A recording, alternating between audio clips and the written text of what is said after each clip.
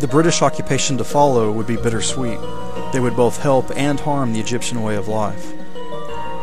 Some public works, such as the Aswan Dam, would be completed, which controlled flooding and aided in crop irrigation. Yet many Egyptians lost government jobs, and they were forced to pay high taxes.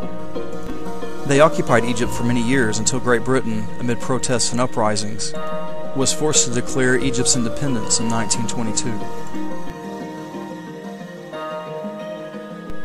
Yet there remained a complicated influence of power over the Egyptian monarchy by the British, until a military coup ousted the monarchy in 1953, and Mohammed Nahib became Egypt's first president.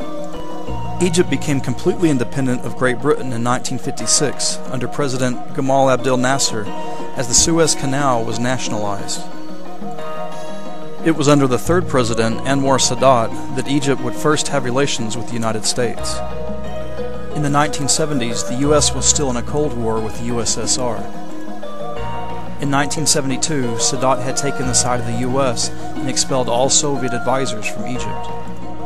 The next year, Egypt was at war again with Israel over the Sinai Peninsula. Israel had taken it in the 6 Days War in 1967. Egypt was now trying to regain it. Both the U.S. and the USSR intervened. The U.S. would convince Egypt to cease fighting. In turn, a peace agreement was reached by all parties, returning the peninsula to Egypt and a temporary peace to the Middle East.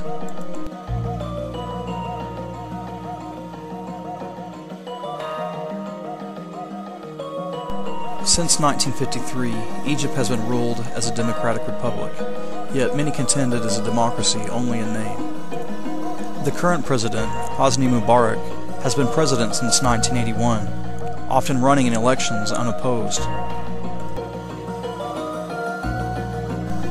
There are opposition groups now who have more freedom than ever before to protest hereditary and selective succession of power.